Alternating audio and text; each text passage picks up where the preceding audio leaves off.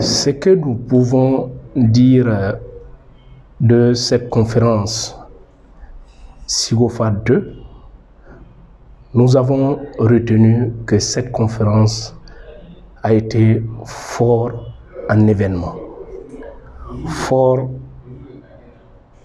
en des présentations, en des engagements pris par les uns et les autres. Nous retiendrons que nous avons eu la présence des premiers responsables des chefs coutumiers d'Afrique, ce qui est un grand pas, au-delà du fait que l'année passée, ils étaient représentés et que cette fois-ci, ils ont encore été là et ont pris vraiment des engagements à accompagner la jeunesse afin qu'elle puisse avoir des terres et mieux les exploiter pour leur avenir.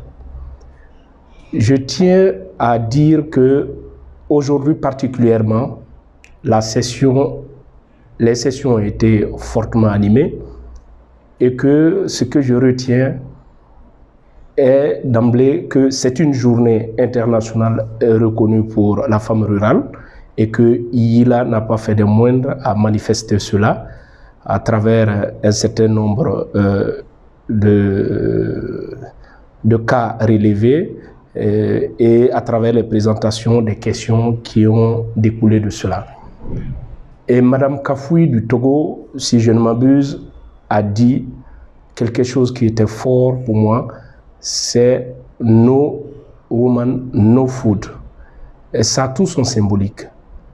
Effectivement, c'est les femmes qui nous nourrissent dans nos contrées en Afrique ici, en général.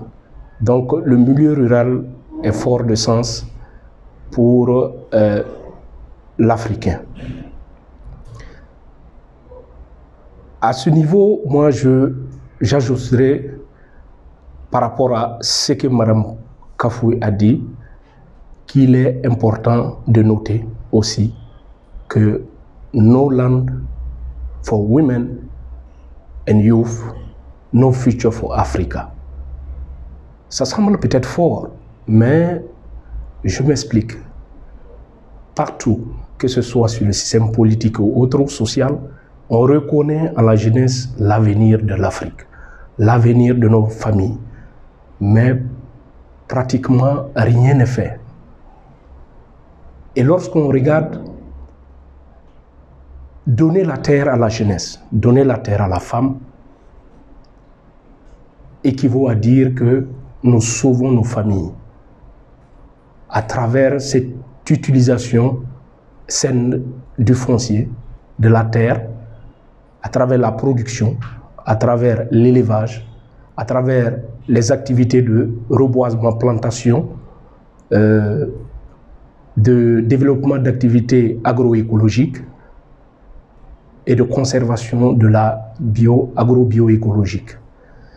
Et donc, tout ça réuni, je dirais que avec les échanges qui ont eu lieu dans les breakout sessions, qui ont été très fructueux, passant par la présentation de notre centre, c'est-à-dire le Training Center de IILA, qui sera bientôt fonctionnel et qui va permettre de former beaucoup les jeunes et les femmes à travers une plateforme numérique pour les permettre d'acquérir plus de connaissances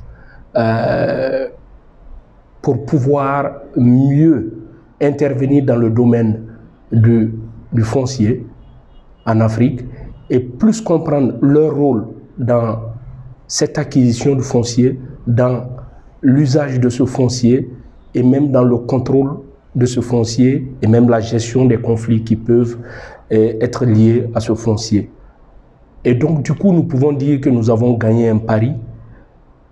Certes, le chantier est encore long, mais nous avons gagné un pari, c'est d'avoir réussi l'organisation de cette deuxième conférence.